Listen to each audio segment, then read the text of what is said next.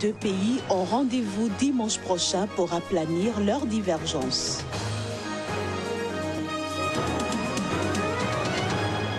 Enfin, les populations de Dangodi au Bénin ont enfin accès à l'eau potable, ceci grâce à un forage construit sur fonds propres du chef d'arrondissement.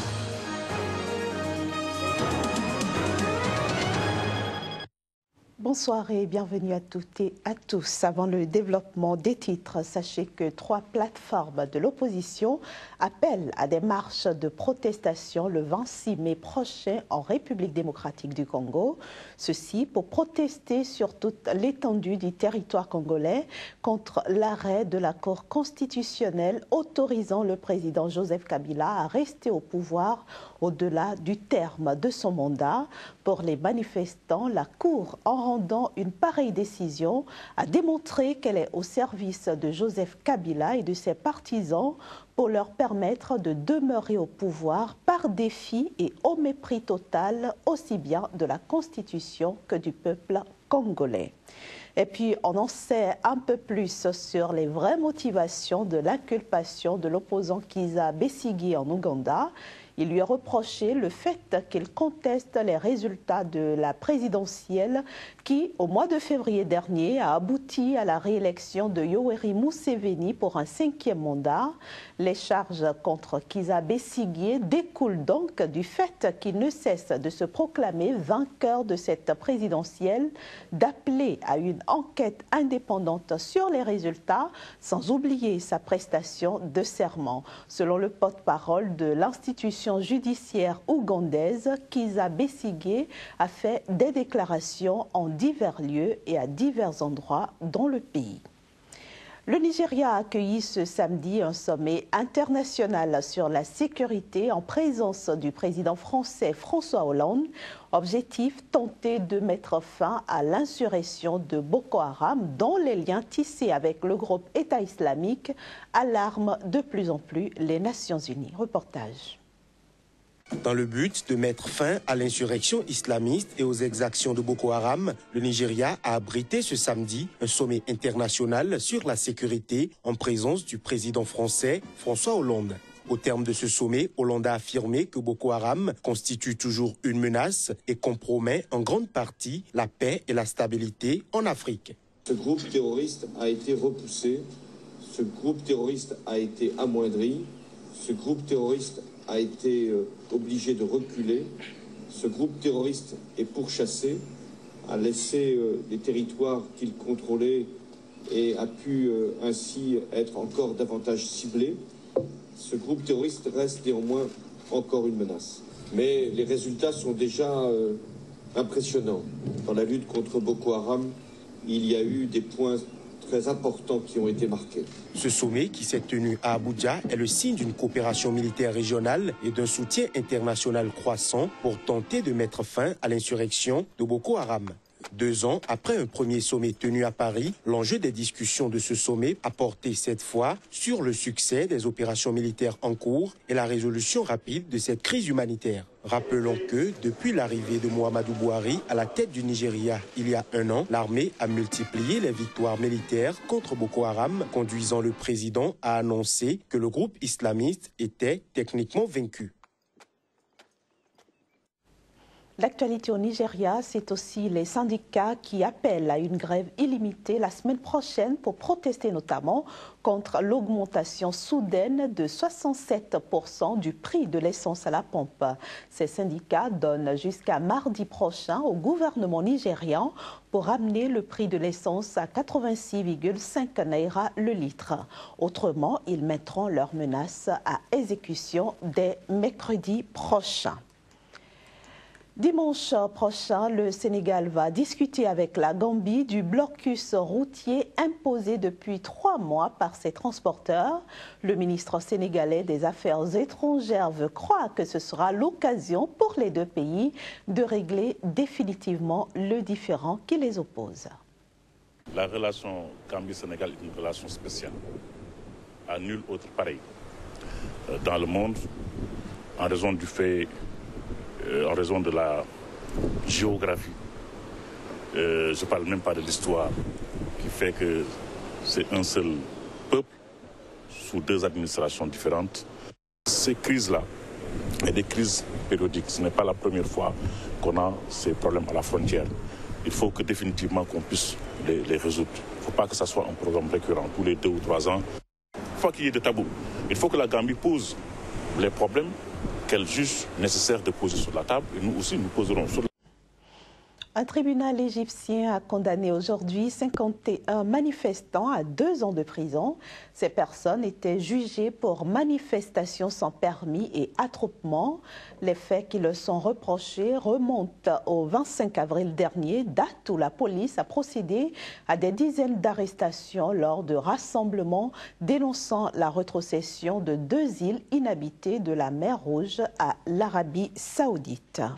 Et puis, depuis 1 an maintenant, Cotonou, la capitale du Bénin, a sa Blue Zone, un espace multifonctionnel autonome en énergie et en eau potable. Ce premier anniversaire a été marqué par diverses activités, dont une exposition. Espace de vie communautaire doté de technologies et d'innovation, la Blue Zone participe à l'amélioration des conditions de vie des riverains. Au nombre des services de cette Blue Zone figurent en bonne place les soins médicaux, la connexion Internet, des espaces de divertissement et de création artistique et artisanale, la fourniture d'eau potable. Autant de dispositifs imaginés pour accélérer et soutenir le développement socio-économique et éducatif.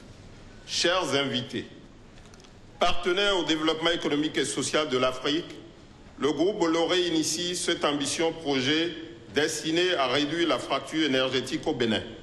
C'est aussi un centre qui offre d'opportunités aux jeunes, porteurs d'idées d'entreprise et qui offre également un cadre de collaboration pour artisans et entrepreneurs. Il s'agira pour quelqu'un qui vient par exemple d'arriver à Cotonou, de prendre son téléphone, sa tablette ou son ordinateur, de sélectionner le secteur d'activité relatif à Blue Zone, une association notamment, et en faisant sa recherche, de pouvoir s'orienter sans avoir besoin de quelque indication physique que ce soit à travers notre carte GPS numérique qui lui permettra de se retrouver jusqu'à l'emplacement précis de Blue Zone.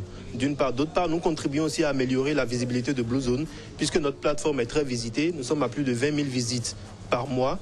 Et nous avons plus de 10 000 abonnés qui se servent de cette plateforme-là. Donc, en s'inscrivant sur notre plateforme, Blue Zone améliorera sa visibilité et permettra aux gens de mieux connaître ses activités à travers sa page sur notre plateforme.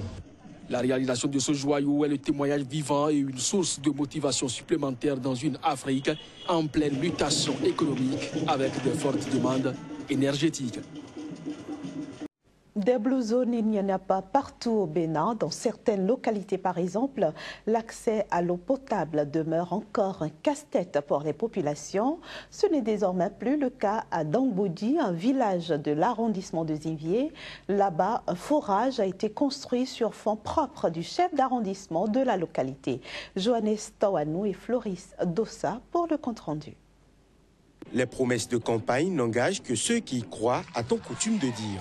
Mais ici, dans l'arrondissement de Zivier, c'est le contraire qui s'est produit. Les populations de cette vaste commune d'Abomey-Calavi, en pleine campagne pour le compte de la présidentielle passée au Bénin, ont massivement suivi le mot d'ordre du chef d'arrondissement de la localité. Nous sommes ici, dans le village de Dangboudi, pour inaugurer le château d'eau que je vous ai promis lors des élections passées. L'eau, c'est la vie. L'eau, c'est la joie. L'eau, c'est l'élément fondateur de l'homme.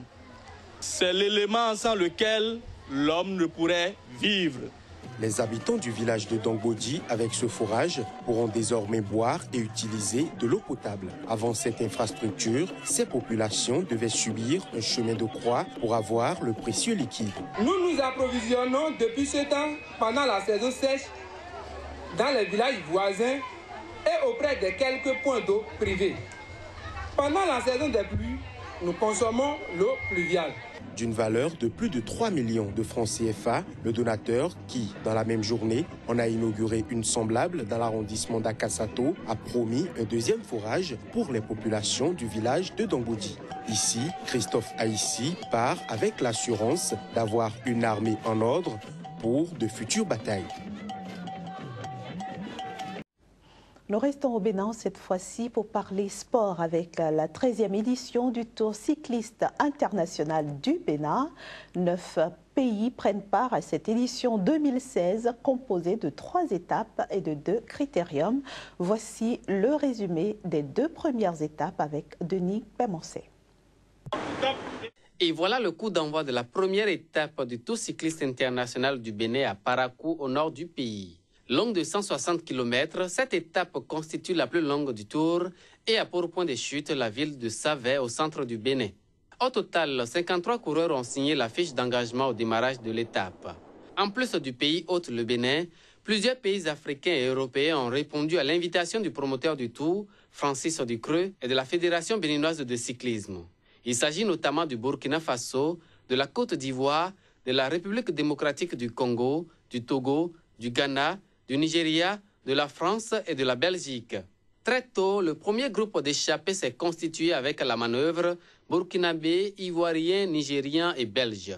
À l'arrivée, c'est l'Ivoirien Bachirou Konté qui s'est imposé en remportant l'étape et s'empare ainsi du maillot jaune. Il sera suivi de Stein Vancouver de la Belgique et de Raouf Abdou Akanga du Togo.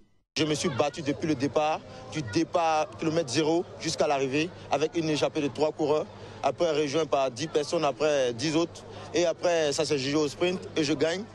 Et c'est honnête de gagner. Il fallait surveiller les Burkinabés. Et puis l'équipe belge, ils sont très costauds les Belges. Ils ont respecté les consignes. Et en arrivant à regrouper, on savait qu'on pouvait placer 2 personnes. Mais dommage, le jeune Sanogo a terminé 4e, sinon on aurait dû faire les 2 premiers. Ils sont sprinters, ils sont costauds. On a fait une très bonne préparation au niveau d'Abidjan avant de venir. Sous l'œil vigilant de Laurent Bezo, représentant de l'Union cycliste internationale, des représentants de la Fédération béninoise de cyclisme et du promoteur du Tour, Francis Ducreux, les coureurs ont affiché leur volonté à représenter valablement leur pays. La deuxième étape, longue de 80 km après départ à Dassa, au centre du pays. La course est restée serrée tout au long du parcours vu l'engagement de tous les coureurs. Les quelques tentatives d'échapper n'ont pas abouti et le peloton est resté sans grand changement jusqu'à l'arrivée. Sans surprise, l'Ivoirien Bachirou Konté a remporté l'étape et conserve ainsi le maillot jaune. Il est suivi du Belge Stein Vancouver et du Burkinabé Amidou Yameogo. À la 3e étape entre Boyikon et Ouida, longue de 115 km, le maillot jaune a changé d'étape avec la victoire du Togolais Raouf Akanga. On est arrivé au Bénin avec l'objectif de gagner au moins une étape. Donc dès le début, on tournait autour. Et voilà, aujourd'hui, on s'est dit les gars, on se met à fond, l'étape c'est accessible. Les yeux sont désormais tournés vers les 2 critériums de Porto Novo et de Cotonou afin de connaître le vainqueur de cette 13e édition. Et c'est la fin de cette édition, mais l'information continue sur SICA. Restez donc en notre compagnie. À bientôt.